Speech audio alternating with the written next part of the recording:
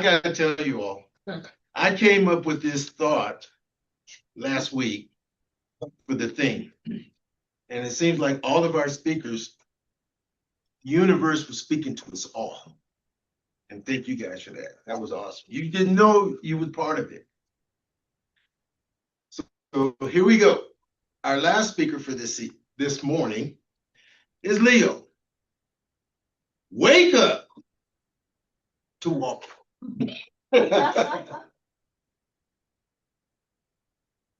Leo, in the past years, he said many moons ago, before arthritis, was an avid walker. His speech today is about the years when I was a member of a walking team in a power walking race that started in Portland, Oregon, and finished 125 miles later in Seaside, a town located on Pacific Ocean coast. Again, with an illuminating applause, please help me welcome Leo.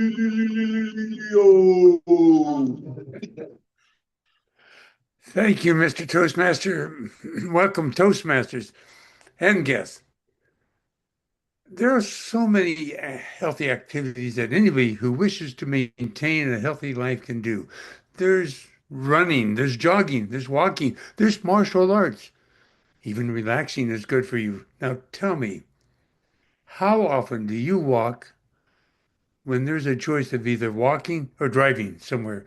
Today, I'm going to focus on one form of walking. It's called power walking. Well, what is power walking?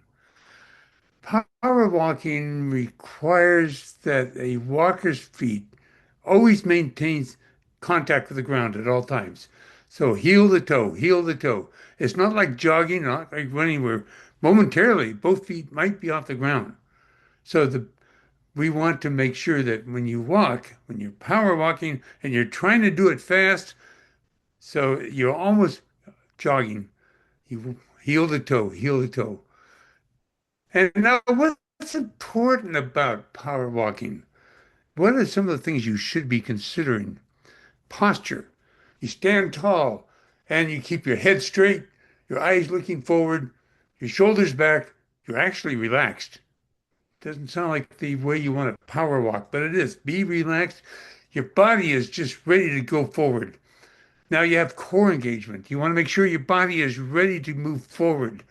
And you suck in your belly button so that's all the way to your abdominal muscles in it, but your back is straight. You feel solid. That is your core engagement. You're looking forward. You've got your posture, got your arm movement, moving your arms back and forth so that you are rhythmic walking forward. And then take maybe not huge strides, but big enough strides that your one foot goes in front of the other, but heel to toe, heel to toe. Now, why do I get in? How did I get into walking? Well, I grew up in Portland, Oregon, and soon after Janet and I were married in 1968, we bought a house not far from where I grew up in Northeast Portland. It was a house on 69th Street. Now, I lived in that house from 1970 to 2003, so I lived there many years. Now, Northeast Portland has a mixture of terrain. And I like to go walking. This was just casual walking. I wasn't really power walking at this time. There were some hills, no match to what's in Colorado. We had Rocky Butte, which is a couple of miles from my house. I don't know, several hundred feet. We had what was called Mount Tabor, which was just a big hill, but that was a little farther away, maybe 6 miles. I would take and walk these things periodically, but if nothing else, I would just walk around the neighborhood. It was my casual walking days. It was just not having any need to think about power walking. But 1972, that changed. 1992, excuse me. That changed when a friend of mine, knowing that I'd like to walk, said, "Why don't you join our walking team? We need a 12th member, and the walking marathon that happens in Portland every year in August goes from the river, Willamette River in Portland, down the Columbia to the Pacific Ocean, going over what we call a mountain range, which are kind of molehills compared to what you have in Colorado.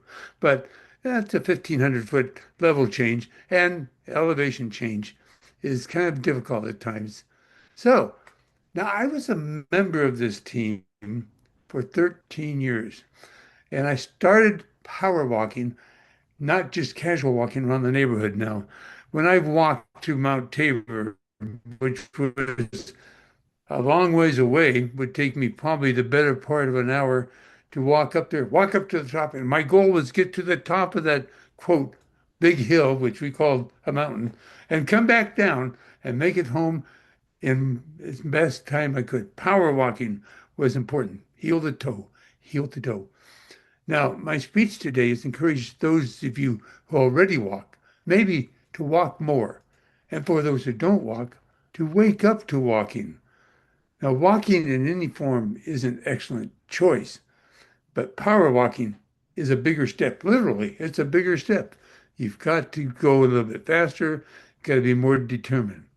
Now, I've told you about the route that I took for the power walk for the Hood to Portland to Coast Marathon. And it was a great experience. Weather was hot. Now there's some challenges along the way. Not just don't think of this as a casual walk. This was a 24-hour ordeal. You would start out usually one morning, go through the night, and the next morning you're in Seaside. So, but in doing that, you run into obstacles. One of which is traffic on the road because we're going down a major highway. Not too bad a problem, but the other problem is there's a lot of walkers. Hundreds of people are doing this walk, and you come up on groups of people and you have to find your way through. There are hills, and sometimes the weather intervenes. Now, Portland, Oregon, is an area where rain is very constant. It's not likely in August. That's usually why August is picked as the date. Rarely does it rain in August, but be prepared for the weather and the night. It gets dark. Be prepared with your flashlight. I wear one on my head so I can see where I'm going to go. So all these things, all these challenges are part of life to be able to look forward, put that step forward, go where you want to go, get there as fast as you can without running. You're walking. Now, power walking provides such excellent alternative to running, especially those looking to protect their joints while still getting that high intensity aerobic workout. It's joint friendly. It places less force on your joints than running or even jogging does. And it engages all your muscles, makes your muscle groups, including your glutes, your hamstrings, your quadriceps, and your calves, and your heart and brain health. It brings oxygen to your body more. You just feel better. So we can easily see the benefits of walking and power walking. And I've already told you about the challenges.